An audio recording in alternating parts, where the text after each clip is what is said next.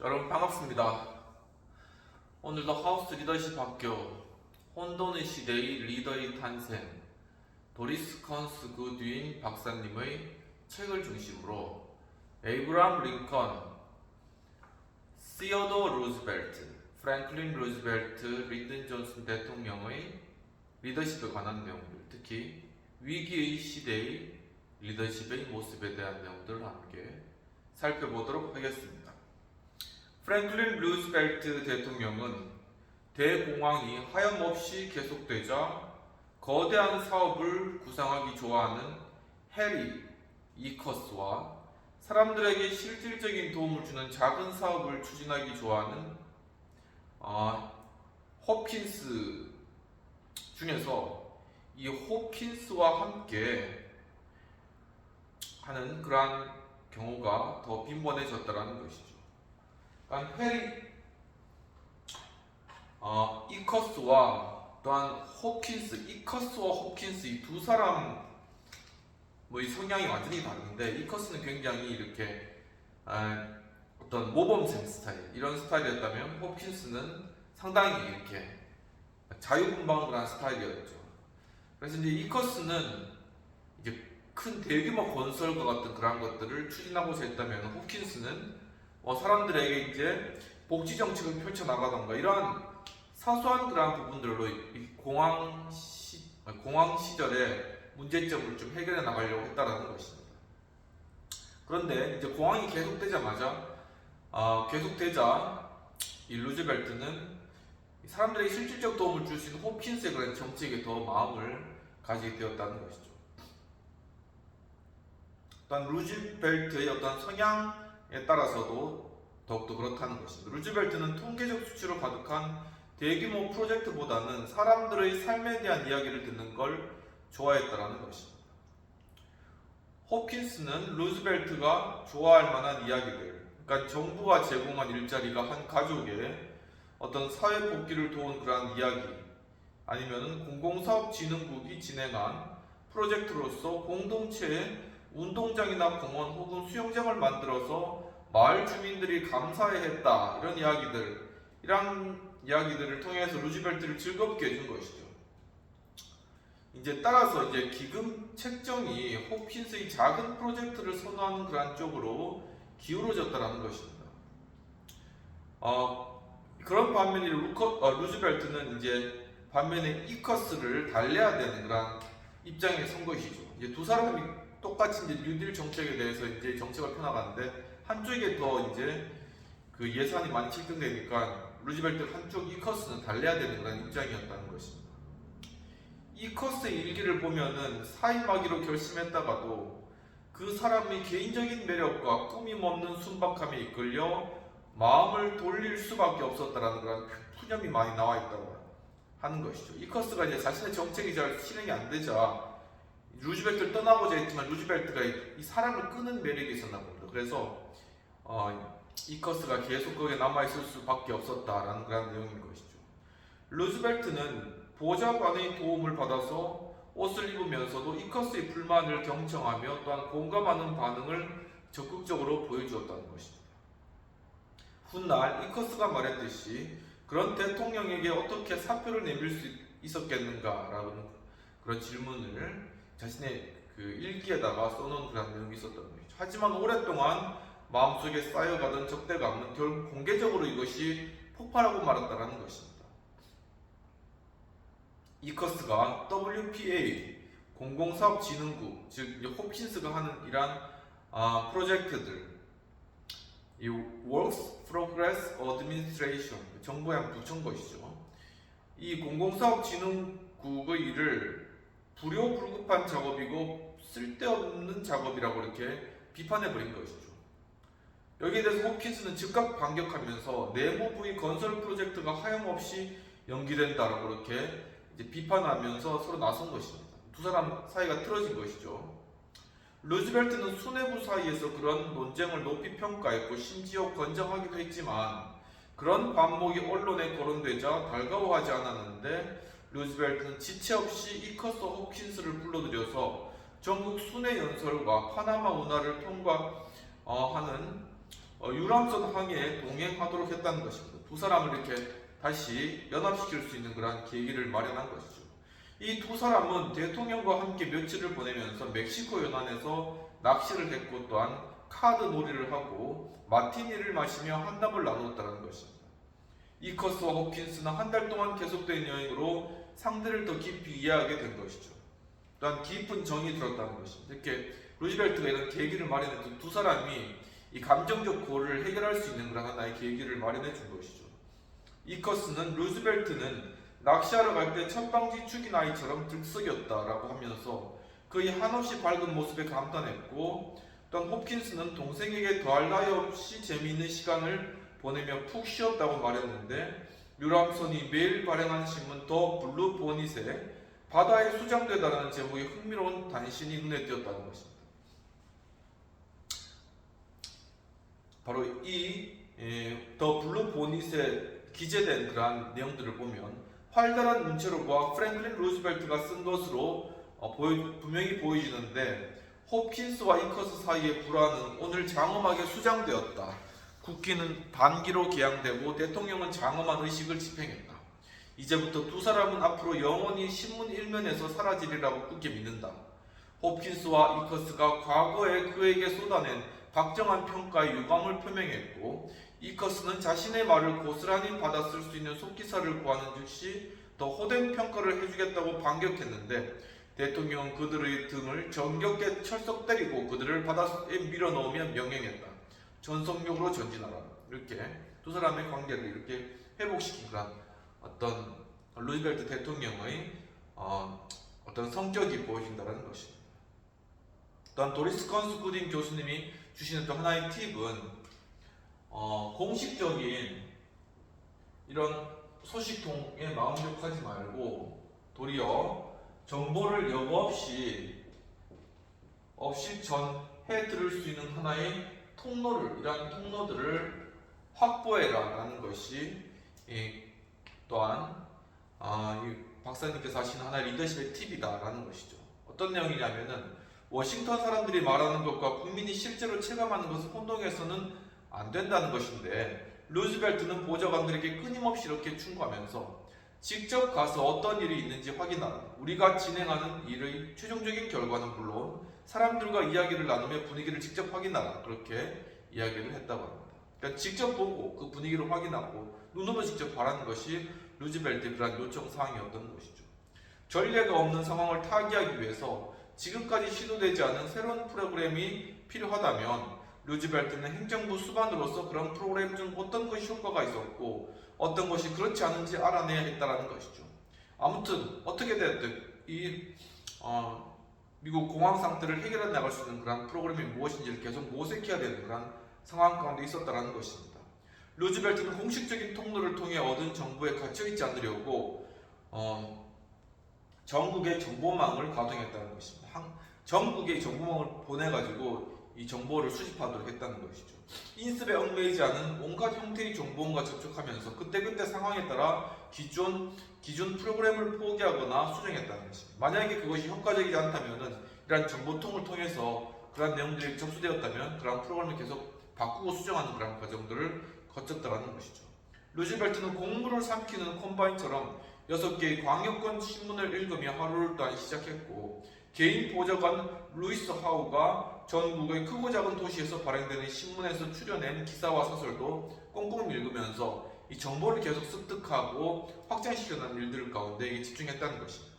그날이 나팔이란 뜻으로 데일리 뷰글이라 일컬어진 스크랩을 통해 루즈벨트는 사람들이 뉴딜에 대해 개인적으로 느끼는 평가를 더욱더 생생하게 받아들였다는 것이죠. 자신이 하는 뉴딜 정책이 제대로 진행되고 있었는가 하는 것을 계속 확인하고 피드백 받는 그런 작업들을 하였다는 것입니다.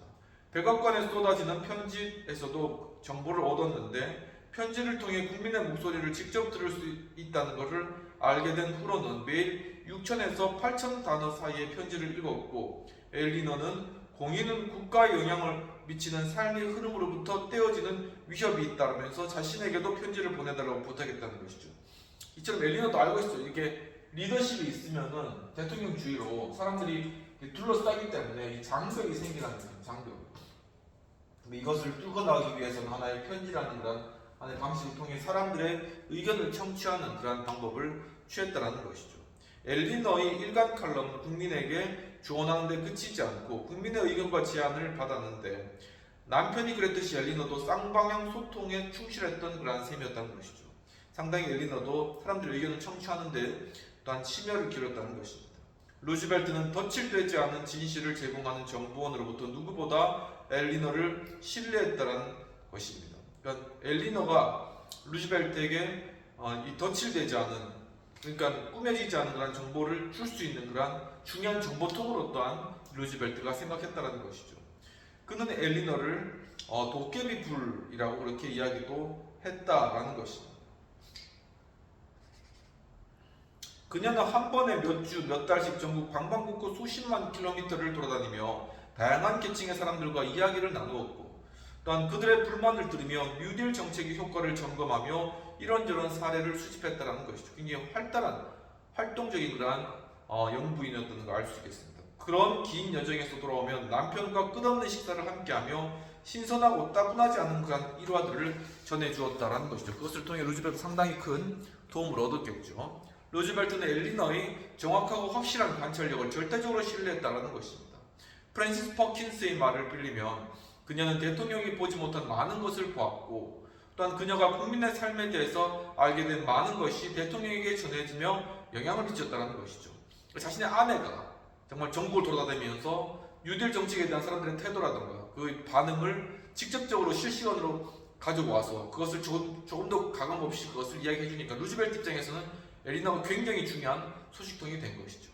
그 때문에 국무위원들은 루즈벨트에게 마누라가 온 군대를 돌아다니는 것 같아 지난주에 방문한 도시에서는 사람들이 NRA, 즉 내셔널 리커버리 어드미니스트레이션, 정부 부흥청이 정한 최저임금 이하의 돈을 받고 일한다고 하더군, 이라는 식의 말을 귀에 딱지가 않도록 들어야 했다는 것입니다. 그러니까 이게 엘리너가 전국에 돌아다니면서 이렇게 소식통을 통해서 정보를 전달하니까는 그 지역을 관할하는 그런 어떤 관할청이 있을 거 아닙니까? 그러니까 그런 관할청에서 굉장히 불만을 가지는 거죠. 그러니까 다이렉트로 엘리너가 이야기를 하니까는 그냥 뭐 어떤 부족한 것이나 어떤 그런 부분들이 다 그냥 직접적으로 드러난다는 것입니다.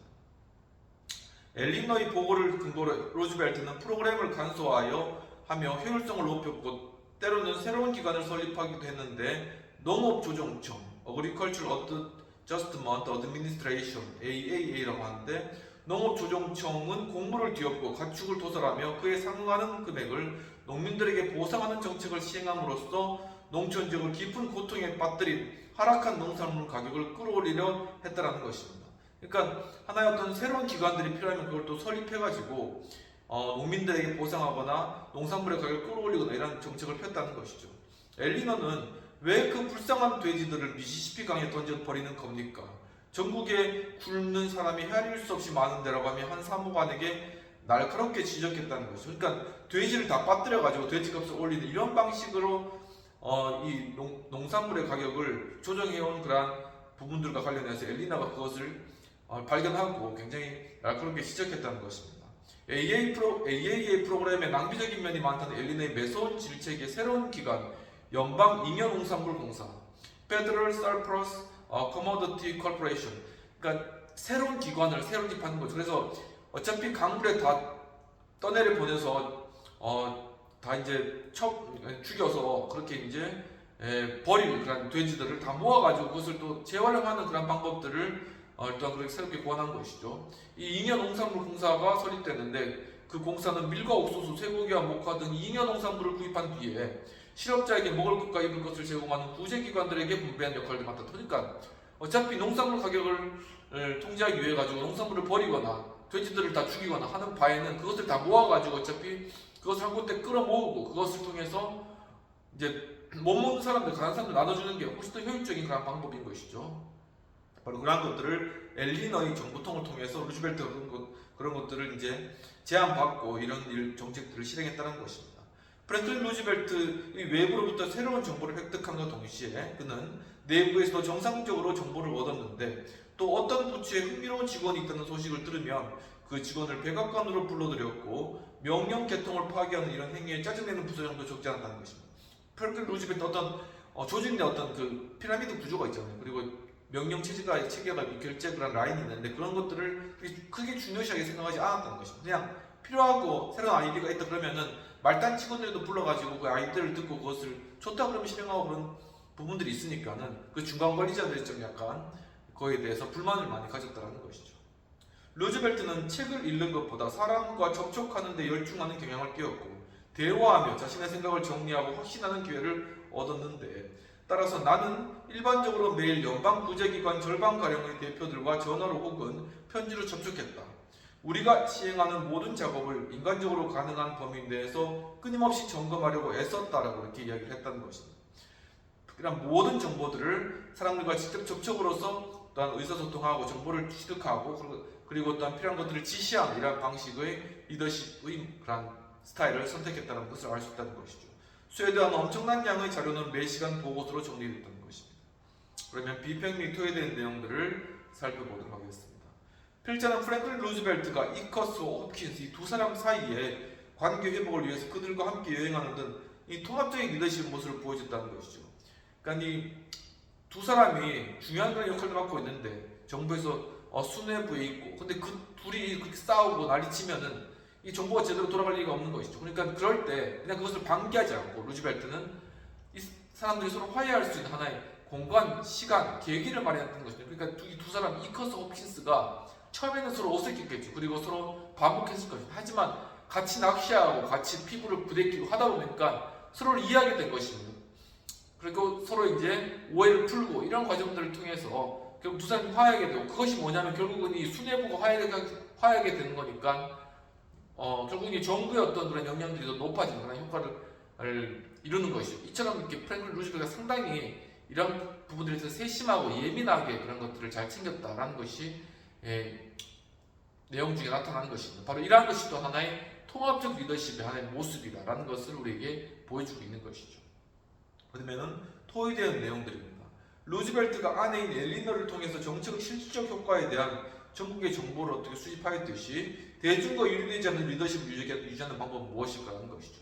앞에 말씀드렸듯이 이렇게 리더가 되고 대통령이 되면 주변에 둘러싼 사람들이 많기 때문에 이 정보가 외부에서 오더라도 다 왜곡되게 되는 뻥튀기 되거나 아니면 아예 사령돼 버리거나 그러니까 이 다이어트 루트를 제대로 뚫기 위해 가지고 루즈벨트가 상당히 노력을 했고 정말 여러 그러한 소식통들을 많이 만들었고 또 자신의 아내 엘리너를 통하여서 이런 것들을 직접 듣기도 하고 그러면서 정말 하나의 신선한 정보를 얻기 위해서 굉장히 큰 노력을 기울였다는 것입니다. 이와 같이 리더십이 항상 이렇게 왜곡되지 않은 정보를 얻기 위해서 항상 노력해야 되고 그것을 위해서 다양한 정보 채널을 가지고 있어야 되고 또 사람들과 또한 만나되 또 사람들을 가려 만나는 것이 아니라 모든 계층의 사람들을 다 만나고 이러한 하나의 통합적이고 넓은 그런 바운더리를 가진 그런 리더십이 있어야지만이 자신의 어떤 생각이 사람들의 둘러싸인 사람들에 의해서 왜곡된 정보를 가지게 되면 자신의 생각도 왜곡되고 결국 잘못된 결정을 내릴 수밖에 없거든요.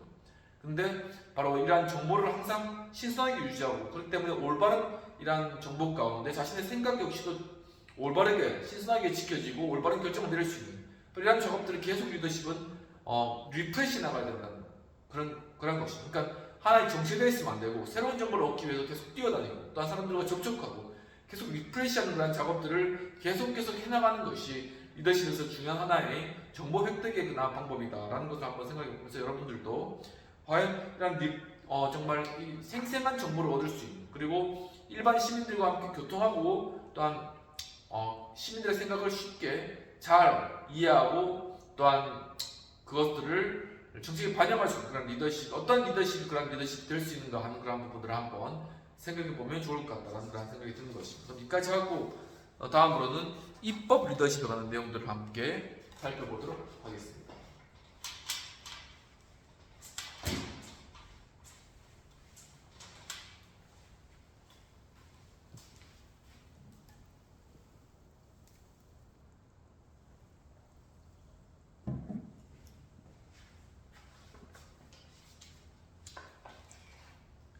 프랭클린 루즈벨트의 측근인 프랜시스 퍼킨스는 루즈벨트의 엄청난 정보를 수집하고 또한 분석하는 방법과 관련해서 그의 기억에 사진처럼 선명하게 각인되도록 자료를 준비하는 법을 터득했다고 말할 정도였던 것입니다.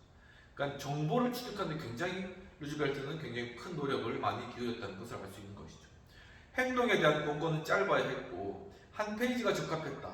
각 문장은 한 줄을 넘지 않으면서도 누가 찬성하고 누가 반대하며 그 이유가 무엇인지 적혀야 했으며, 그러나 포킨스가 알기에 루즈벨트는 보통 사람들의 특별한 이야기를 가장 듣고 싶어 했고 그 이야기들은 그의 기억에 깊이 새겨졌다는 것입니다. 그러니까 굉장히 루즈벨트에게 정보를 전달할 때 가장 간명하면서도 또한 핵심적인 정보들이 다 들어있는 그러한 한 페이지의 보고서를 만드는 것이 중요했다는 것이죠. 그렇다면 또 도리스 컨스쿠딘 교수님이 리더십에 대한 팁으로 주는 그런 부분들이 이 적응하라, 그리고 필요하면 신속히 방향 전환을 해라 라고 이렇게 우리에게 팁을 주고 계신다는 것입니다. 우리가 절차에서 잘못을 범할 수 있다는 걸 부인하지 않겠습니다.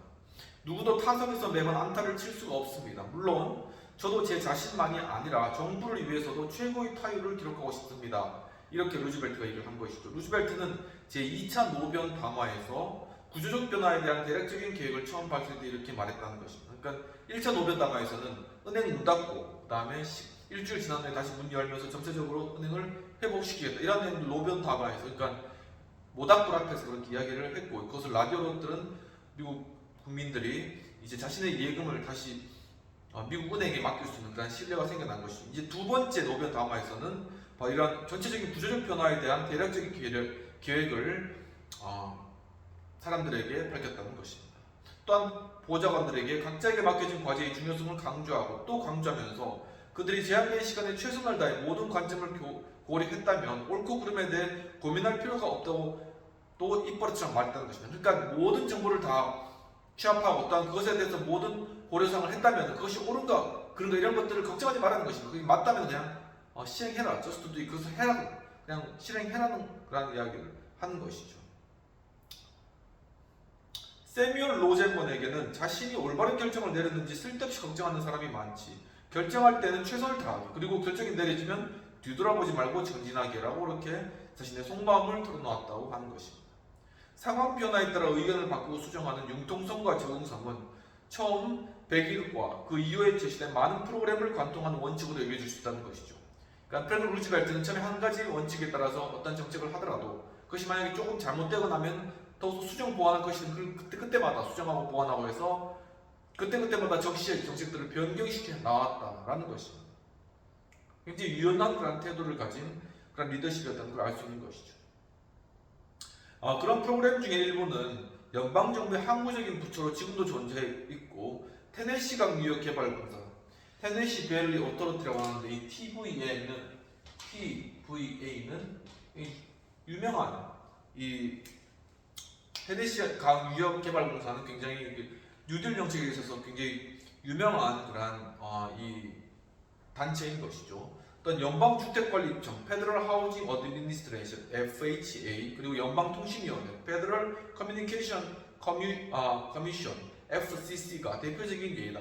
지금까지 있다는 것입니다. 반면 토목사업국이라던가 공공사업관리국, 공공사업진흥국, 청소년관리국처럼 필요성이 사라진 프로그램도 적지 않았다는 것입니다.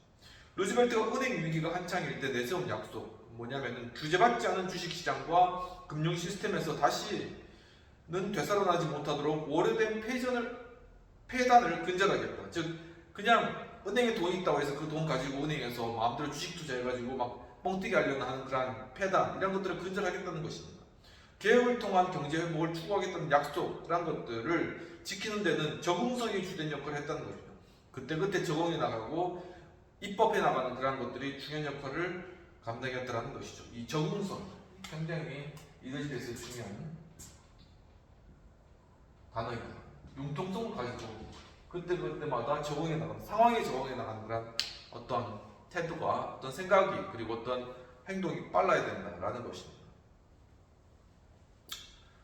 그래서 루즈벨트는 증권진실법 (Truth in Securities Act)에서 주식시장을 규제하는 첫 조치를 취했다는 것입니다. 그러니까 마음대로 그냥 투기식으로 예금자의 예금 가지고 투기하지 말라는 것이죠. 그의 표현을 빌리면 증권거래에서 거짓 정보로부터 투자자를 보호할 목적에서 제정된 법이었다는 것이죠. 요즘은 많이 잘못된 정보 이런 것들이 막 팽배한데 그러한 것들 결국 그것이 투기로 이어지고 결국은 자산의 부실화와 국민들의 어떤 그런 기초되는 그런 자산의 부실화가 이루어진다는 것이죠. 그러니까 그런 것들 아예 원천적으로 막을 수 있도록 증권진실법이라는 것을 규제했다는 것이 만들어서 규제했다는 것입니다. 그의 표현을 빌리면은 증권거래에서 거짓 정보로부터 투자자를 보호할 목적에서 제정된 법이었는데 투자라는 이름으로 과장된 투기성 증권의 투자라는 감언이설에 넘어갔다가 결국 엄청난 압박을 견디지 못하고 싼값에 이를 팔아버린 가정에 닥친 참혹한 고통을 직접 목격했다는 것이죠. 그러니까 이런 가정 많죠. 그러니까 이것 사면 좋아진다, 이것 사면 정말 대박 난다고 가지고 샀는데 결국 그것이 이제 다 쫄딱 망해가지고 자신의 재산 거의 다 투자했겠죠. 결국 그것이 뭐 10분의 1 토막도 안 나고 그래서 결국 그것을 팔아버린 이러한 안타까운 상황들을 루즈벨트가 많이 봤기 때문에 그런 것에 대해서 분명히 철퇴를 가하고 규제를 하겠다는 뜻을 분명히 밝혔다는 것입니다. 국법이 반드시 필요하다는 결론에 이른 것이죠. 이것을 반드시 규제해야 될 법률이 필요하다는 그런 생각을 확신을 가졌다는 것입니다.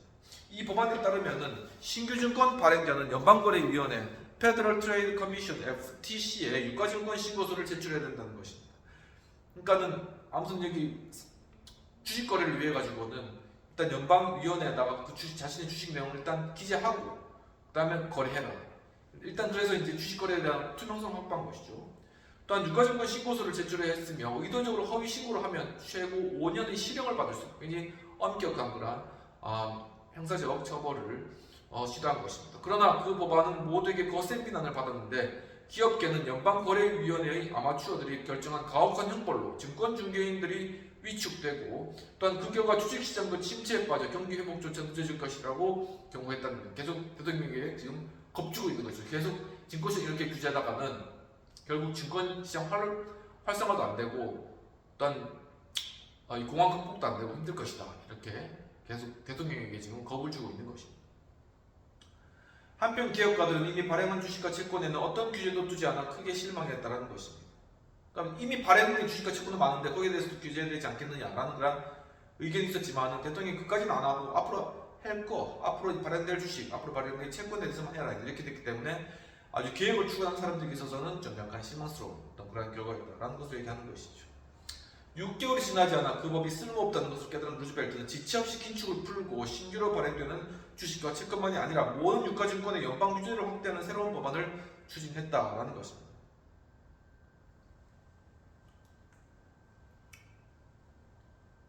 그래서 모든 유가증권에 대해서 이것을 긴축을 풀고 그것을 운영할 수 있는 그런 규제 방안을 마련했다는 것이죠. 그러니까 순간순간 어떤 이슈가 생길 때마다 그것에 적절하게 맞추어서 입법해 나가고 그것을 수정, 보완해 나가는 이러한 스타일의 리더십을 적응성을 가진 리더십을 루즈벨트가 이 뉴딜 정책을 수행하면서 공황을 극복하는 과정 가운데 보여주는 그런 리더십이었다라는 것을 이야기하는 것입니다. 그 결과로 모든 형태의 조작을 광범위하게 금지하고 5년 임기의 위원 5명으로 구성되는 증권거래위원회 Securities and Exchange Commission (SEC라는 새로운 규제기관의 설립을 요구하는 법안이 완성됐다는 거예요. 이때부터 이제 증권거래위원회 같은 것을 통해서 미국의 증권시장을 통제하고 그 기초를 튼튼히 놓은 것이죠. 이제 그 위에서 이 미국의 증권시장이 세워졌다는 것입니다. 기업계는 연방정부를 길모퉁이의 경찰에 비교하며 격분했고 뉴욕 증권거래소를 몬트리올로 옮기겠다고 협박까지 하고 나섰다는 거죠. 돈 있는 사람들이니까 우리 자유롭게 거래해야 되는데 왜 이렇게 규제가 많냐. 우리 이거 다 캐나다로 옮겨가겠다. 이렇게 대통령이 어떻게 보면 급박한 것이죠.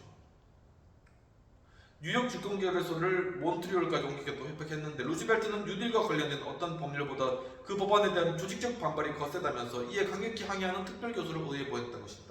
여러가지 뉴딜 정책이 있지만 지금 증권 시장에 대한 규제가 가장 큰 그런 항의에 부딪혔다. 이걸 상원 하원에서 해결해라. 이렇게 교서를 의회 쪽으로 보냈다는 것입니다. 그 법안을 약화시키거나 무산시키려는 시도가 행해진다면 규제받지 않은 투기가 이해되지 않는 호황과 주식시장 붕괴의 끔찍한 시간을 촉발했다는 것을 이제 국민이 모두 아는 만큼 의원들이 직접 법안을 무산시킨 이유를 설명해야 할 것이라고 경고했다는 것이죠. 이거 법안 통과 제대로 안 하면은 이 다 너희들 의원 책임이다. 지금 제대로 주식 투자 안 하고 투기해가지고 결국 국민들 다 쫄딱 망하게 됐는데 이거 의원들 책임질 거니 이 말인 것입니다. 결국 1934년 증권거래소법 (Securities Exchange Act는) 쉽게 통과됐다는 것이죠. 증권거래위원회는 뉴딜로 설립된 정부기관 중 가장 칭찬받는 그런 기관이 되었다는 것입니다. 그래서 이 든든한 뉴딜 정책의 결과인 증권거래위원회에 비해 미국의 주식시장이 성장해 나갈 수 있었다는 것이죠. 한편 금융계를 규제하는 법안은 99일째 되는 날에 서명되어 법이 됐다는 것이죠. 총 100일 동안의 임시회를 열었는데 그중에 마지막 99일째 되는 날에 이 금융을 통제하고 증권거래를 통제할 수 있는 그런 법안들이 통과됐다는 중요한 그런 법안이 바로 이때 통과된 것이죠.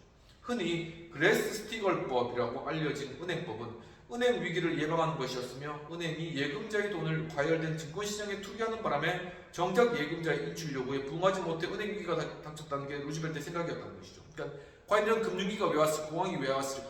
그것은 은행이 지 멋대로 가가지고 주식 사고 투기해가지고 결국 돈 벌려고 하다가 그 결과 실제로 사람들이 돈 필요해가지고 이제 생료품 같은 거 사려고 왔을 때 내어줄 돈이 없다는 겁니다. 바로 거기에서 미국 대공황이 시작됐다는 것을 루즈벨트는 확신하고 그렇기 때문에 이것을 규제해야 된다는 그런 확신이 있었던 것이죠. 새로이 제정된 은행법은 은행에게 선택을 요구했다는 것입니다. 그래서 즉 은행은 상행위에 주력하는 상업은행이 되거나 투자 업무에 집중하는 투자은행이 되어야 했고 둘 중에 선택해야 되는 것이죠. 그때부터 두 업무를 동시에 행하는 것은 금지되었다는 것입니다. 이 법안을 토론하는 과정에서 상원은 보험과 관련된 조항과 더불어 연방정부의 저축을 어느 수준까지 보장하도록 요구하는 수정안을 덧붙였다는 것이죠. 그래서 이 미국 보면 막 골드만삭스 이런 있잖아요. 투자은행이 있고 뭐 아메리칸 무슨 뱅크와 같은 뱅크 오브 아메리카 BOA 같은 이런 일반적인 상용이 하는 그 은행이 나눠져 있다는 은행이. 그러니까 저도 이제 미국 이제 투자에 대한 영화도 많잖아요. 막 그런 것들 보면은 이상하게 이게 투자은행 좀 이렇게 우리나라에 없는 형태가 있는 거예요. 이게 도대체 뭘까 왜 골드만삭스 은행인 것이 막 이렇게 생각했는데 사실 투자은행인 것이 투자은행. 리먼 브라더스도 투자은행이었던 것이고 그게 망한 것이고. 이게 상업은행은 사람들이 예금을 예치하고 하는 그런 은행 이렇게 두 개로 갈라진 그 원인이 그 연원이 바로 미국의 경제 대공황 가운데 이것을 건지고자 뉴딜 정책을 실시했던 그런 은행법의 결과였다. 그리고 이게 프랭클린 루즈벨트의 작품이었다라는 것을 이제 저들이 공부하면서 알게 된 그런 것입니다. 이 법안을 토론하는 과정에서 상원은 보험과 관련된 조항과 더불어 연방정부의 저축을 어느 수준까지 보장하도록 한다. 그러니까 어느 정도 수준은 우리나라도 예금자 보호법 있잖아요. 그래가지고 한 5천만 원까지는 은행이 망간다고 보호가 되는 거잖아요. 그런 것처럼 이제 이런 제도를 상원이 만들어야 된다는 것에 대해서 상원은 의견을 낸 것이죠. 그래야지 사람들이 믿고 돈을 은행에 맡길 것이다. 이렇게 본 것이죠. 탁월하게 본 것이다. 하지만 루즈벨트는 그러면 은행이 방만하게 운영될 것이다. 그러니까 이 돈을 지키려고 하지 않고 정부화시켜주니까는 자기 마음대로 그렇게 또 운영될 수가 있다고 해서 처음에는 법안을 반대했다라는 것이죠. 비평이 토의되는 내용을 살펴보도록 하겠습니다. 필자는 미국 은행이 일반 상업은행과 투자은행으로 분리되게 된 그러한 계기가 루즈벨트의 생각에서 시작되었음을 잘 보여주고 있다는 것이죠. 바로 이렇게 투자은행, 이렇게 상업은행 이렇게 나눠가지고 미국의 은행 구조가 이렇게 이루어져 있다. 우리나라는 잘 이해를 못하는 거죠. 왜 이게 이렇게 돼 있나? 라고 볼 수 있는데 이게 돼 있다는 거예요. 이게 왜냐하면은 이 루즈벨트 작품이었다. 이게 두 개 은행을 두 종류로 나눠버린 거예요. 바로 이게 그때 일이었다는 것이죠. 이게 어떤 결단력이 있고 어떻게 미국의 증권시장과 미국의 어떤 금융계를 혁신시킨 그런 행위였다는 것입니다. 그렇다면 이러한 거대한 변화를 이루는 그런 리더십의 특징은 무엇인가라는 것이죠. 그러니까 일단은 이러한 거대한 변화 전에는 굉장히 많은 어떤 항의와 어떤 그런 부분들이 있다는 거죠. 항의가 굉장히 많이 들어오고 그것에 대해서 거부하려는 그런 어떤 세력, 기득권의 세력도 있는데 왜냐하면 지금 은행가에서 지금 이 은행법을 통과시키려고 하자 사람들이 다 돈 빼가지고 뉴욕에 월가에서 돈 빼가지고 토론토로 가겠다, 캐나다로 가겠다 이 이야기 나오잖아요. 그 사람들 막 협박하는 거예요. 거기에 루즈벨트가 굴하지 않았죠. 끝까지 밀고 갔던 거예요. 그러니까 하나의 리더십에 있어서 이 개혁을 추진하는 데 있어서는 여러 가지 많은 이야기들이 있지만 자신의 소신을 끝까지 밀어붙일 수 있는 그런 하나의 뚝심이라는 것들이 필요하다라는 한 가지 부분들과 그러니까 하나의 리더십의 철학이 있어야 된다는 것이죠. 또 한 가지 부분은 뭐냐면은 그럼에도 불구하고 어떤 새로운 상황들이 발견했을 때 그리고 어떤 변수들이 발견했을 때 그때마다 융통성 있게 바로바로 이 적응성을 가지고 그것을 변화시키고 그것을 이렇게 조정할 수 있는 그런 능력이 있어야 된다라는 것입니다. 그만큼 안에 철학을 가지고 그 방향을 고수해 나가되 필요할 경우에는 즉시 그것을 내려놓고 다른 방향을 모색할 수 있는 그런 융통성을 함께 가지고 이렇게 밸런스를 가지고 통합적인 이제 중요한 그런 요소인 이 균형점, 밸런스 이거를 가지고 있어야지 바로 이러한 거대한 변화 가운데서 흔들리지 않고 갈 수 있다는 거예요. 거대한 변화는 한번 움직이게 되면 굉장히 큰 타격을 입힐 수가 있어요. 그렇기 때문에 그것을 예의주시하면서 만약에 새로운 상황이 발견했을 때는 즉각 그것을 옮겨갈 수 있는 그런 태도가 항상 준비되어 있어야 된다는 거죠. 하지만 그 방향을 잃어버리면 되지 않기 때문에 그 방향을 끝까지 고수해 나갈 수 있는 그런 능력도 함께 주어져야 된다는 거죠. 이 두 가지가 함께 이 밸런스를 이룰 때 바로 거대한 변화를 이룰 수 있는 그런 하나의 리더십 그리고 전체 국가를 아울 수 있는 통합적 리더십이 그 가운데서 생겨난다. 결국 이것이 위기 극복의 리더십으로 이어진다라는 것을 알 수 있다는 것이죠. 여기까지 하고 그렇다면 결국 그 결과 어떻게 프랭클린 루즈벨트가 위기 극복의 리더십으로서 위기를 극복하는 리더십으로서 계속적으로 발전되어 나간다는 것 부분들을 살펴보도록 하겠습니다.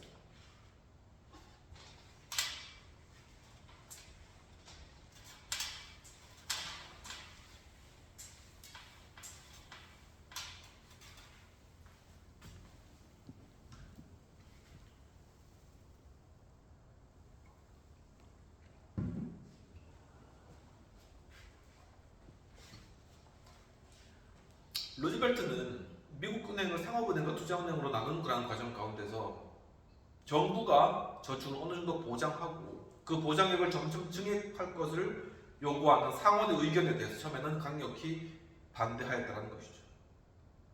상하원 협의회 위원들에게 수정안을 거부해달라고 문서로 요청했다는 것입니다. 루즈벨트는 허약한 은행이 견실한 은행을 무너뜨리게 될 것이라고 확신했다는 것이죠. 그렇게 하면은 은행의 어떤 체력이 길어지지 않을 것이다 라는 것입니다. 그래서 그렇게 허약한 은행이 결국은 견실한 은행까지 다 무너뜨리는 그런 결과가 낫지 않겠는가 해서 처음에는 반대했다는 것입니다. 그런 보장은 효과가 없을 것이라고 주장하였다는 것이죠. 저축을 일정 수준까지 보장하는 수정안이 폐기되지 않으면 법안 전체에 거부권을 행사하겠다고 위협하기도 한 것이죠. 하지만 격렬한 토론이 있은 후 법안은 수정안을 포함한 채 최종적으로 통과했다는 것입니다. 결국 이렇게 격렬한 토론을 하고 그 과정 가운데서 만약에 자신의 생각 중에 미치지 못한 부분이 있었다면 그때는 그것을 즉시 내려놓고 그것에 대해서 수용할 수 있는 그런 어떻게 보면 겸손한 태도를 루즈벨트 대통령은 가지고 있었다는 것이죠. 루즈벨트는 즉시 글래스 상원의원에게 전화를 걸어 축하 인사를 건네면서 서명식에는 그 법안이 고양이보다 목숨이 더 많은 듯하다고 농담을 하였는데 레이먼드 몰리의 평가에 따르면 그의 패배를 정중히 인정한 것이다. 그는 자신이 주장했지만 자신이 이 법안의 수정안에 관하여서 패배했다. 상원이 이겼다라는 것을 인정했다는 것이죠. 수개월이 지나지 않아 루즈벨트는 예금 보장에 관한 자신의 완강한 반대가 잘못이었다는 것을 깨닫게 되었는데 연방예금보험공사 우리도 예보가 있죠. 예금보험공사 예금보험공사인데 연방 Federal Deposit Insurance Corporation FDIC 이 FDIC의 설립으로 예금자는 자신의 돈에 대한 안전을 보장받게 된 것이죠. 그리고 1934년까지 1934년에 한 90%의 은행이 예금보험에 가입했다는 것입니다. 그리고 5년이 지나지 않아서 39년 되겠죠. 예금자는 50%가량 예금자가 증가했거든요. 왜 증가했느냐? 상원의 그런 예측이 맞은 것이죠. 정부가 예금을 보호해준다면 예금자들이 돈을 은행에 맡길 것이다 라는 것입니다. 그래서 통화 역사학자의 평가에 따르면 은행 예금에 대한 연방 정부의 보장은 1933년의 공포에서 비롯된 가장 중요하고 구체적인 변화였던 것이죠. 이 예금보험이 아무것도 아닌 것처럼 보이지만 이 예금보험의 공포 자체가 이 공황을 이겨내고 사람들이 돈을 디파짓할 수 있는 중요한 하나의 정책이고 제안이 되었다는 것이죠. 이런 것들을 만들어내는 것이 이제 정책하는 사람들이 해야 될 일인 것이죠. 결국 이렇게 모여진 돈, 디파짓된 이러한 돈들이 결국 그 미국 경제를 살리는 하나의 근간이 자본이 되었고 그걸 통해서 테네시가 무역 개발을 건설한다. 이런 것들이 다 그렇게 이룬 것입니다. 그러니까 어떻게 정책을 하나에 세우느냐에 따라서 완전히 국가 경제가 달라지는데 거기에 대해서 리더십이 자신의 의견을 막 계속 고수했다. 루즈벨트가 예금에 대한 보험, 국가에 대한 보장이 불가능해, 이것은 안 돼, 이렇게 했다면은 이런 효과는 발생하지 않았겠죠. 하지만 루즈벨트도 결국 격렬한 토론 가운데 그 예금보험을 하는 것이 옳다는 것에 대해서는 판단을 섰고, 그렇기 때문에 결국 그 수정을 받아들이고 그 수정한 대로 했을 때 미국 경제가 이렇게 큰 효과를 발휘합니다. 그러니까 굉장히 유연한 태도를 가진 그런 필요성이 매우 크다라는 거죠. 잘못된 것이 조금이라도 있거나 자신의 생각에 미치지 못하는 부분들이 있다면 그것을 즉시 인정하고 겸손하게 그것을 다른 방향으로 옮길 수 있는, 자신의 생각들을 접을 수 있는 그런 태도가 루즈벨트에게는 있었다라는 것입니다.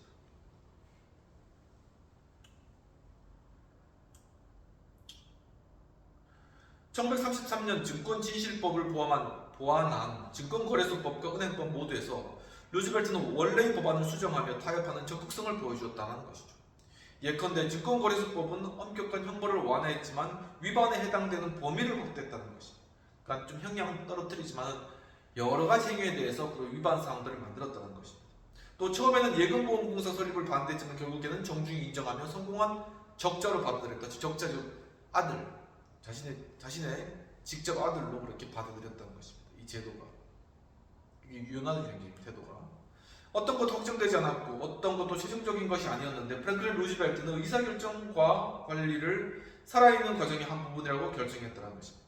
그러니까 뭐를 확정해 나가는 것이든 뭐를 최종적인 것이든 이렇게 보지 않고 항상 무엇이든지 변화할 수 있고 무엇이든지 하고 그때그때마다 이렇게 바꿀 수 있는 이러한 것들이 하나의 정책이라고 생각했고, 바로 그렇기 때문에 그런 것들에 대해 유연하게 또한 대처해 나갈 수 있었다라는 것입니다.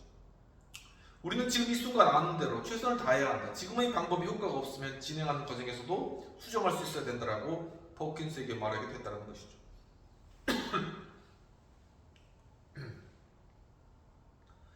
즉흥적이지만 변경과 수정을 두려워하지 않는 성향과 유연한 리더십의 창의적이고 확산적인 특징을 고려하면 루즈벨트가 창의적인 예술가에 흔히 비교된 것은 당연한 듯하다는 것입니다. 굉장히 창의적인 것이죠. 이런 것들을 창조해 나가고, 그림을 그린 사람들도 죄송합니다. 그림을 그린 사람도 그때그때마다 상황들에 대해서 변화를 가지고 그림을 바꿔나가잖아요. 하나의 그런 정치도 하나의 예술로서 성화시킨 그런 인물이 프랭클린 루즈벨트였다라는 것입니다. 그렇기 때문에 사람들에게 역사 속에서 두 번째로 존경받는 그런 대통령인 것이죠. 굉장히 창의적이고 또는 확산적인 그런 리더십을 보여주었다는 것입니다. 회생의 예술가 루즈벨트 이렇게 불리해졌는데, 아티스트 오브 턴어라운드, 그러니까 공항에서 미국을 회생시킨 루즈벨트, 그 앞에서 확대하거나 다른 곳에 적용할 만한 완성된 본보기한 모델이 없었다는 것이죠. 그러니까 뭔가 이렇게 가면 되겠다라는 그런 모습이 없었다는 거죠. 공황 상태, 어떻게 그걸 해결될지 모르고, 그러니까 루즈벨트는 그런 상황 가운데서 그것들을 헤쳐가기 위해서 결국은 자신이 세워나가야 되는데 그런 것들은 어떻게 보면 실패할 수도 있잖아요. 그렇기 때문에 그것을 한 단계 한 단계 창의적으로 만들어가야 돼요. 만약에 아니다 싶으면 바로 접고 또 다른 것들로 창의적으로 계속 만들어가는, 그래서 결국 예술작품도 그렇게 만들어지는 것이 아닙니까? 그런 것처럼 그렇게 예술작품을 만들듯이 뉴딜을 만들고 공항을 극복해 나가고 증권거래법을 만들고 미국 금융을 세우고, 그리고 미국의 실물 경제를 돌리면서 미국을 건져내는, 그리고 세계 2차 대전을 준비해 나가고 그것을 수행해 나가는 그런 역할들까지 잘 감당해 나갔다라는 것입니다. 퍼킨스의 표현을 빌리면 루즈벨트는 당면한 문제를 주어진 재료로 해결해야 될 그런 처지였다는 것이죠. 한 단계와 씨름하는 동안 다음 단계가 변해가는 상황이었던 것입니다. 계속적으로 변해가는 그런 상황 가운데 루즈벨트는 처해 있었다는 것인데, 프로젝트가 하나씩 구체화됨에 따라 그의 숙련성과 능력도 꾸준히 계속 향상된 것이죠. 이렇게 하면 이제 되겠다. 이렇게 하면 빠져나올 수 있겠다. 공항에서 이렇게 하면은 제도를 세울 수 있겠다. 이렇게 하면은 미국을 성장시킬 수 있겠다. 프로젝트를 수행하는 것에 있어서 이제 자신감이 붙은 겁니다. 어떻게 해야 될지 방법을 아는 것이죠. 이 모델이 생긴 겁니다. 굉장히 중요한 것이죠. 그의 집권력은 더욱 세련되고 자신감에 넘쳤고 그에 대한 미국인의 확신과 신뢰도 굳건해졌다는 것입니다. 그래서 결국은 4선 대통령까지 한 것이죠.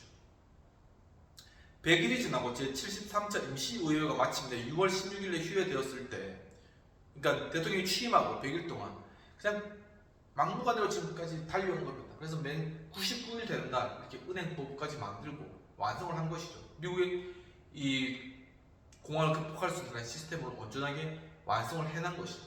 100일 동안. 대통령 되고 나자마자 이것을 끝까지 밀어붙인 것이죠. 그래서 6월 16일에 휴회됐을 때 루즈벨트는 의회에 공개적으로 감사의 뜻을 전했다는 것입니다. 루즈벨트는 정당의 기본 방향을 초월한 팀워크 정신에 칭찬을 아끼지 않았다. 이만큼 루즈벨트가 통합적 리더십이 있었기 때문에 민주당이든 공화당이든 이 어려운 상황들을 타기 위해서 서로 합쳐가지고 초당적으로 일들을 극복해 나갔다는 것이죠. 이런 의미에서 미국이 굉장히 어떤 저력이 여기에 나타난다는 것입니다.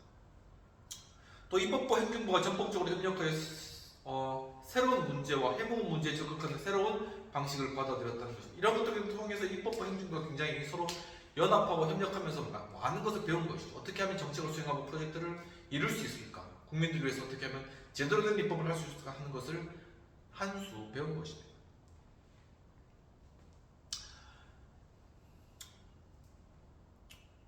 그래서 우리 권력 구조가 위기에 대처하며 긴급 프로그램을 신속히 수행할 수 있다는 걸 입증해 보였다라고 경의를 표현했다. 루즈벨트가 의회에 대해서 그런 경의를 표현했다는 것이죠. 전쟁 제2차 세계대전이 시작되자 루즈벨트는 닥터 뉴딜이 닥터 승전으로 변신했다라고 말하는 걸 좋아했다는 것이죠. 그러니까 닥터 뉴딜이라는 건 이 루즈벨트가 마치 의사와 같이 미국 공황 상태를 고쳐냈다는 것이죠. 그렇기 때문에 닥터 뉴딜이라고 부르는데 이제는 닥터 승전으로 이 망해간 독일 때문에 전 세계가 망해간 이러한 모습을 형국을 바로 이제는 의사가 되어서 고치는 바로 그러한 세계를 고치는 그러한 일들을 해나가겠다 이렇게 이제 생각하고 닥터 승전이라고 불리는 것을 루즈벨트는 좋아했다는 것입니다. 루즈벨트는 전혀 다른 상황에 대처했지만 과제를 처리하는 방식과 리더십 덧없이 걱정하며 시간을 보내지 않는 성격, 휴식하고 대화하는 문제를 숙고하는 그런 습관들, 리더십을 행사하는 것 자체를 즐기는 기질에서 똑같았던 것입니다.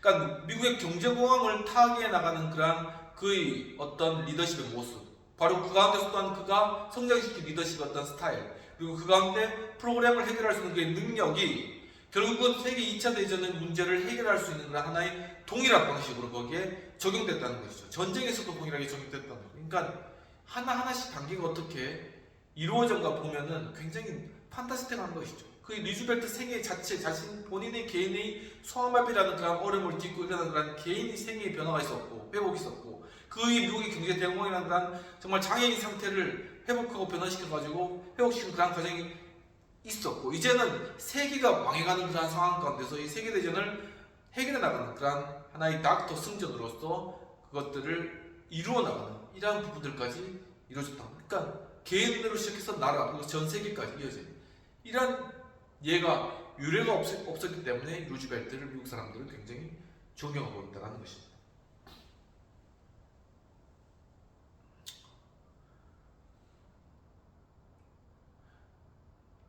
필사적으로 무엇인가를 해야 될 때가 되면 루즈벨트는 주저없이 싸움판에 뛰어들었다는 것이죠. 3개월 만에 25만 명의 청년을 CCC에 참여시키겠다는 목표를 설정했던 루즈벨트는 정확히 7년 후에는 1년 안에 독일을 앞서기 위해 5만 대의 항공기를 생산한다는 어마어마한 역량을 확보하겠다고 단언했다는 것입니다. 25만 명 청년들을 끌어모아가지고 CCC라는 것을 만들어가지고 살림기관을 하겠다. 청년들에게 살아갈 목표와 방향을 제시하겠다. 이렇게 목표를 제시한 것까지 비전을 제시한 거잖아요. 그런 것처럼 2차 세계대전 중에 저 독일을 이기기 위해서 항공기 5만 대를 만들겠다. 이런 명확한 비전을 설정하고 목표를 세운 것입니다. 이와 같이 리더십이 어떤 목표와 방향을 설정해 줄 필요성이 있다는 것이죠. 또한 그런 목표와 방향을 보여줄 수 있는 사람이 리더십인 것이죠. 바로 그렇게 이러한 전쟁을 타개하기 위한 방법이 무엇인가? 그건 공중을 제압하는 것이죠. 공중을 제압하기 위해서는 독일보다 훨씬 더 많은 수의 항공기가 필요하다. 그렇기 때문에 항공기 5만 대라는 그런 목표를 설정한 것이죠. 굉장히 큰 의미가 있다는 것입니다. 이렇게 문제를 해결할 수 있는 방향, 그것이 정말 해결할 수 있을지 없을지 알 수 없지만 바로 사람들이 바라볼 수 있는 그런 방향을 설정해 나가고 문제 해결에 초점을 맞춰가는 것이 바로 리더십이다라는 것을 루즈벨트 대통령의 바로 이 뉴딜 정책과 또한 이 2차 세계대전에 임한 태도를 통해서 명확하게 우리가 알 수 있다, 보여주고 있다는 것입니다. 처음에는 너무 터무니없게 여겨졌던 그 목표는 나중에 밝혀졌듯이 시야를 넓히고 팀원들의 상상력을 자극하며 국민에게 활력을 불어넣어도 불가능한 것도 이루려내는 신적 목표였다는 것입니다. 그러니까 바로 이러한 목표를 줄 수 있어야 된다는 것이죠. 사람들에게 활력을 불어넣고 사람들이 이것을 하면 우리가 이길 수 있겠구나라는 그런 의욕과 자신감을 심어줘야 된다는 것입니다. 그것을 위해서 리더십은 무엇을 제시할 것인가 하는 것이 바로 루즈벨트가 했던 그런 역할이었다는 것이죠. 첫 노변 담화에서 미로처럼 복잡한 은행 위기를 알기 쉽게 설명해주며 교사 역할을 했던 루즈벨트가 이번에는 전반적인 전쟁 전략은 과연 무엇인가, 또한 각 전투가 어떻게 진행되어야 하는지에 대해서 설명하면서 지리적 상황에 대해서 자유롭게 언급할 수 있도록 국민들에게 탁자 위에 세계 지도를 표현하도록 요구했던 거예요. 이제 루즈벨트가 교사가 돼가지고 이 2차 세계를 어떻게 이제 해결해 나갈 것인가, 어떻게 이것을 끌어서 승리를 이끌 것인가 하는 것을 국민들에게 보여주겠다. 그렇기 때문에 청사진으로 각 가정마다 세계지도 하나씩 가지고 그것을 펴라, 이렇게 제시한 것입니다. 얼마나 굉장히 개혁적이고 변혁적이고 방향을 제시하면서 문제를 해결할 수 있고 사람들에게 어떤 해결책을 제시해 줄 수 있는 그런 리더십인 것이죠. 굉장한 리더십이라는 것입니다. 루즈벨트의 타고난 소통 능력은 공통된 사명을 개발하고 문제를 명확히 규정하며 행동을 촉구하고 국민의 신뢰를 얻는데 성공한 주된 수단이었다는 것입니다. 바로 그가 성공할 수 있는, 리더십을 성공할 수 있는 그런 수단은 바로 그 소통 능력, 그러니까 커뮤니케이션 할 수 있는 그런 능력이었다는 것이죠. 국민이 정부가 하는 일에 대해서 진실하고 완전한 보고를 받는다면 대체로 올바른 방향을 선택할 것이라는 그의 믿음은 어떤 경우에는 흔들리지 않았다는 거죠. 그러니까 국민을 속이지 마라. 국민의 올바른 정보를 알고 정말 바른 그런 정보와 바른 그런 현상들을 이해한다면 국민은 반드시 합리적인 선택을 할 것이고 바른 길로 갈 것이다라는 것에 대한 확신, 그것이 루즈벨트에게는 있었다는 굉장히 민주주의적인 그런 생각이고 올바른 생각인 것이죠. 따라서 국민과의 관한 상호관계는 그 리더십을 지탱하는 버튼목이었다. 결국은 국민과의 소통, 이것이 그의 리더십에 대해서 중요한 역할을 감당했다는 것이죠. 어떤 것이 있어서도 국민과의 어떤 소통을 놓치지 않겠다. 국민과의 소통 가운데 이 리더십을 유지해 나가겠다. 그리고 국민과의 어떤 소통과 국민의 지지 가운데 이 리더십이 버티고 또한 유지될 수 있다는 사실을 루즈벨트는 알고 있었다는 것입니다. 격동의 시대에 루즈벨트의 품성과 지능, 그의 탁월한 지능과 상황 파악에 대한 그런 능력 뿐만 아니라 사람들을 아우르고 그 이야기를 청정하며 또한 문제가 있을 때는 서로 함께 모여서 문제를 풀 수 있게 하는, 그리고 사람들이 루즈벨트에게 다가갔을 때 그걸 한번 웃을 수 있는, 마음을 편안하게 가질 수 있는 그런 품성, 성품, 이런 부분들이 함께 작용하여서 루즈벨트 하나의 통합적 리더십을 이루고 그런 통합적 리더십이 미국을 공황에서 끌어내고 뉴딜 정책을 수행하면서 나중에는 결국은 세계 2차 대전까지 승리를 이끌 수 있는 이런 모든 길로 이끌어 나갈 수 있는 그런 기본적인 그런 그의 자질이 되었다는 것입니다. 그의 품성, 성품과 그 어떤 능력이 바로 이런 기초가 되었다는 것이죠. 그것이 바로 미국인에게 가장 중요했고 바로 그런 품성과 그 어떤 성품은 그가 성업에 걸려가지고 아픔을 겪으면서 그의 안에, 그의 내면에 형성되어진 바로 그런 것이었다라는 것이죠. 그러면 여기까지 하고 빅편 및 토에 대한 내용들을 살펴보도록 하겠습니다. 필자는 프랭클린 루즈벨트가 예금보험공사를 설립하는 것을 처음에는 반대했지만 결국은 수긍한 예를 통해서 하나의 겸손의 리더십을 보여준다는 것이죠. 결국은 융통성 있는 리더십 혹은 적응성 있는 리더십은 바로 겸손한 리더십이다. 자신을 낮추고 당신이 잘못했으면 그것을 체면 따르지 말고 그냥 인정하고 겸손하게 승복할 수 있는 그런 리더십을 가지고 있어야 된다는 것입니다. 끝까지 이게 아닌데 그것을 주장하고 나가서 자신의 자존심 세우고 자기 리더십 세우고 해봤자 결국은 문제도 안 풀리고 자기 자존심이나 그런 것도 무너지고 자신의 리더십도 결국 키우지 않는 그런 결과가 나타난다는 것입니다. 그리고 그렇게 고집부리는 거 국민들이 다 안다는 것입니다. 하지만 루즈벨트는 겸손했기 때문에 자신의 잘못을 즉각 인정하고 그것을 돌이켰고 그렇게 해야지만이 가장 큰 프로젝트를 이룰 수 있으면 또한 개혁과 변혁의 길을 갈 수 있는 것이죠. 그리고 국민들도 결국 그를 신뢰하게 되고 그의 한마디 한마디에 신뢰감을 표현할 수 있다는 것입니다. 그리고 그의 한마디 한마디에 또한 조치를 국민들의 행동을 취할 수 있었고 자신의 소중한 그러한 돈을 은행에 예치할 수 있는 그러한 신뢰감까지 생겨났던 것입니다. 이 대통령을 신뢰하지 않고 국가기관을 신뢰하지 않는데 자신의 돈을, 자신의 피 같은 돈을 거기에다가 예치하겠습니까? 결코 안 하는 것이죠. 그만큼 신뢰를 줄 수 있는 그런 리더십이었다는 것을 알 수 있다는 것입니다. 바로 이러한 겸손한 리더십의 겸손함이 무엇보다도 리더십에서 중요한 요소이다라는 것을 알 수 있다라는 것이죠. 이까지 프랑클린 루즈벨트에 관한 리더십에 관한 내용들을 살펴보고 이제는 4명의 대통령 중 마지막으로 린든 존슨의 위기 가운데 극복한 그런 리더십의 모습에 대해서 살펴보겠습니다. 린든 존슨의 주요의 리더십의 테마는 비전의 리더십이라는 것입니다.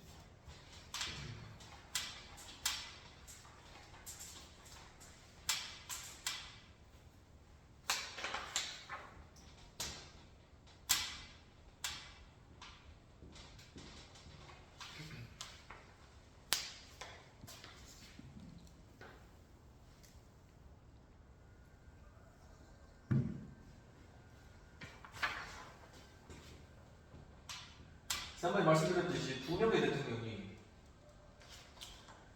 부통령에서 대통령이 된 것이 대통령 암살 사건이 있어가지고 그 중에 린든 존슨이 바로 케네디 대통령 암살 사건 이후에 부통령의 위치에서 대통령으로 오는 그런 인물이 되겠습니다. 한 명은 또 시어더 루즈벨트 맥킨 대통령이 돌아가시고 난 후에 암살당하고 난 뒤에 다시 미국의 대통령, 그러니까 부통령으로 있다가 대통령으로 되신 그런 분들 중에서 상당히 리더십이 있고 또한 창의적이고 굉장히 탁월한 그런 분들이 많이 있었다는 것을 알 수 있는 것이죠. 미국의 부통령 제도가 이제 그렇기 때문에 미국의 부통령 제도가 계속 유지되어 있는 것이 아닌가라는 생각이 드는 것입니다. 우리나라 역시 처음에는 부통령 제도가 있었죠. 지금 이제 총리가 이제 그런 역할을 좀 대시하는데, 여하튼 모든 것이 혼돈 상태였다는 것입니다. 린든 존슨은 케네디 암살 직후의 며칠을 회상하며 이렇게 말했는데, 미국인들은 연이은 충격적인 사건들, 케네디의 자동차에 가해진 충격들이라던가 대통령의 사망 확인, 리 하비 오스월드의 체포와 살해, 오스월드의 살해자로 밝혀진 댈러스의 나이트클럽 주인 잭 루비, 두 살인자가 러시아와 쿠바 혹은 마피아와 관련되었다는 추측, 이런 것들이 난무한 것이죠. 이런 것에 경악하며 이를 실시간으로 지켜봐야 했다는 것입니다. 바로 옆에 부통령으로 있었습니다. 암살부터 장례식까지 미국인들은 나흘 동안 텔레비전 앞을 떠나지 못하고 세 곳의 텔레비전 방송국은 모든 정규 방송을 중단하고 케네디와 관련된 소식을 전했다는 것이죠.